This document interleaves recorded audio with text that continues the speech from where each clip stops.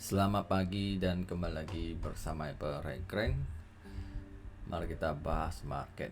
Harga emas sekarang berada di 2032 ya. Sempat sentuh harga seimbang ya. Harga seimbang berada di 2038 ya. Setelah dia sentuh, jadi baru sempat ada terjadi reject ya, penutupannya mau break. Kalau dia break, ada potensi dia akan cari koreksi dulu ke bawah, yang harga paling low itu di 2012 ya. Dan setelah ketemuan EOMC jam 2 ya, harga emas fly naik tinggi ya, karena tepek topis ya. Tapi ya, harga naik sesuai mereka prediksi, suku bunga tetap bertahan ya. Dan juga jika inflasi kalau rendah dan turun ke angka 2 ya, suku bunga bisa lebih cepat diturunkan ya.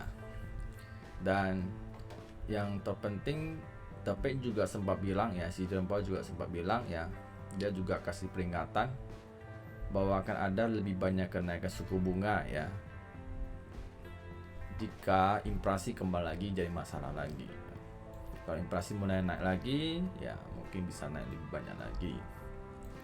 Jadi sebelumnya masih belum jaminan bahwa suku bunga akan tinggi, cuma bahasannya topis aja. Jadi butuh selanjutnya ya, kalau seandainya selanjutnya skenario mau main lagi, inflasi naik, bisa aja terjadi ya. Jadi apakah akan stabil, akan turun 2% tahun depan, belum pasti, karena market itu kan suka berubah-ubah ya, nama juga berubah-ubah supaya marketnya bisa naik turun. Oke. Dan yang sekarang ya, soal suku bunga, inflasi itu sudah mulai dingin, jadi kayak gitu hot lagi. Jadi sekarang udah mungkin agak normal lagi sesuai data ya. Untuk malam ini banyak news ya.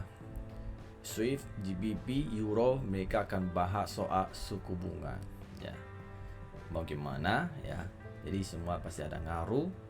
Dan selanjutnya malam ini USD ada bahas, ada news jam 8.30. Penjualan retail juga klaim penganggurannya ya di situ. Jadi ya agak tenang ya. Selanjutnya kalau ini tidak bisa di break, dia ke bawah ya. Jadi semalam penutupan udah jelas momentum bullish ya. Ini kan sudah diambil, ini kan udah merah-merah, ini tutupnya tinggi, artinya ini udah bullish engulfing ya, artinya kekuatan buy masih kuat. Oke. Jika mau terjadi bearish engulfing ya harus ambil liquid di sini lagi. Liquid sini agak panjang ya. Jadi butuh waktu ya untuk ambil. Jika tidak ada news yang sangat volatilitas ya nggak bisa mendorong, jadi butuh waktu bertahap. Oke. Jadi ini kalau dia break, dia bisa koreksi dulu.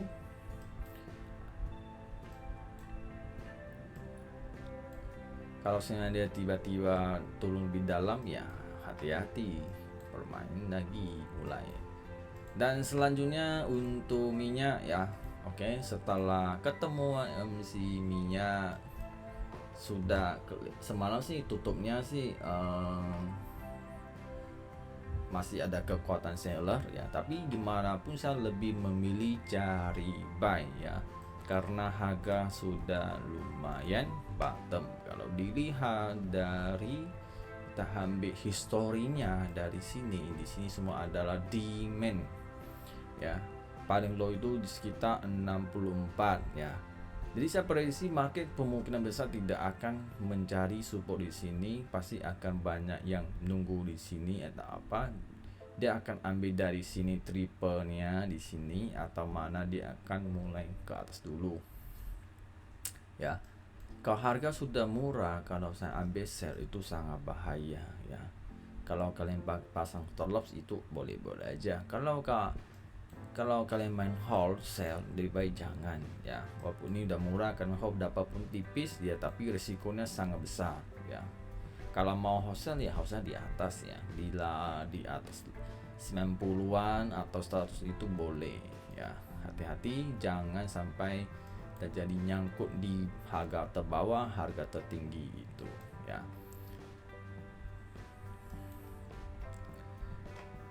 Selanjutnya kalau dilihat tren besar ya, bahwa ini sudah 1 2 3 ya, sudah 3 triple ya, 3 triple high ya.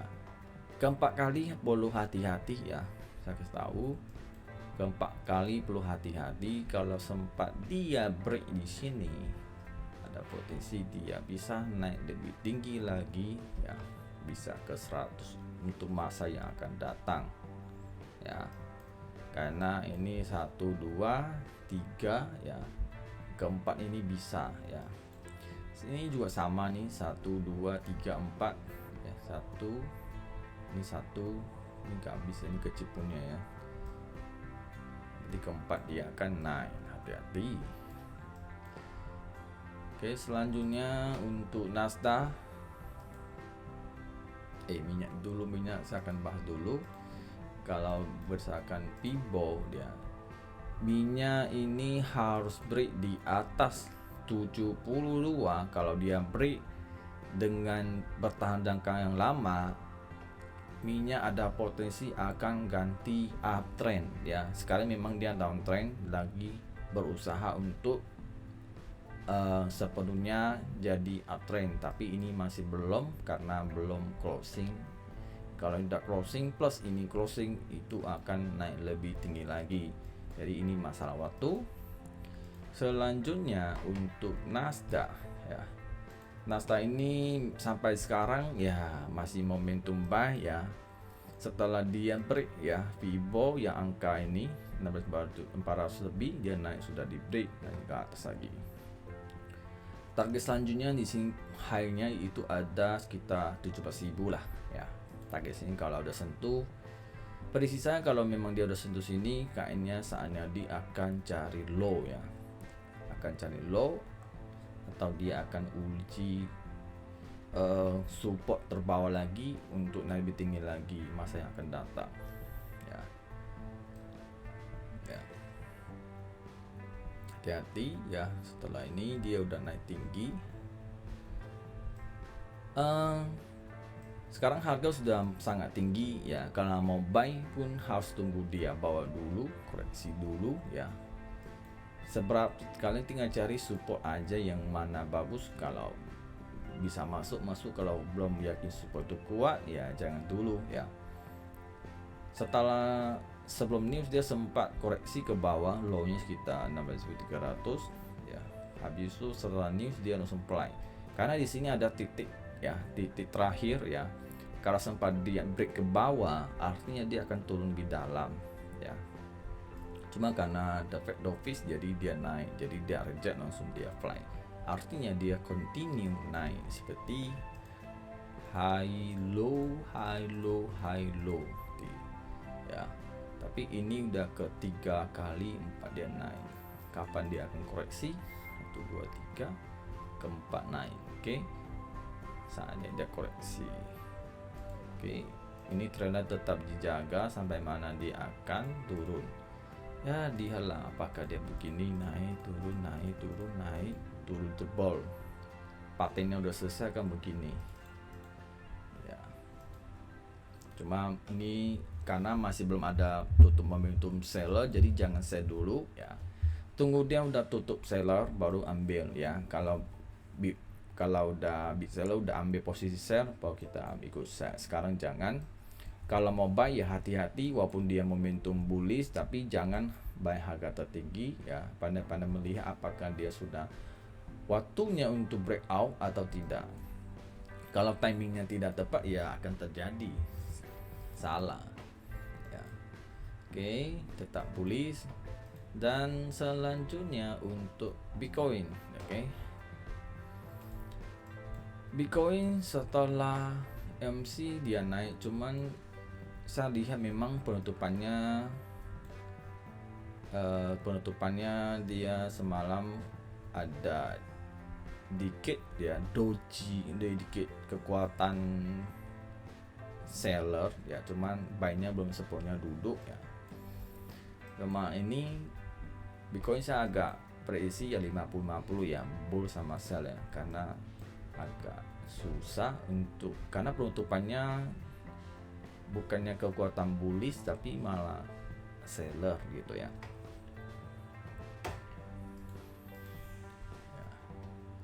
Kenapa aku bilang itu? Karena pola ini kan di quicknya harusnya berata di atas 43.700 ya. Kayaknya kan dia tutup kan masih ini candle ini quick kan besar, jadi dia cuma ambil sekitar 34 ke atas, setengah ke atas aja gitu. Jadi saya kayaknya naiknya agak malu-malu kucing gitu ya penutupan semalam gitu. Tapi masih ada harapan ya kalau ikut fundamental, kalau Fed dovish ya lebih cari buy ya. Tapi kalau ini Bitcoin saya agak ragu sih. Nah, jadi hati-hati ya untuk yang Bitcoin. Oke, selanjutnya bahas nih gak ada lagi ya. Apalagi ya. Oke, gak ada lagi. Oke, semoga bermanfaat dan bye.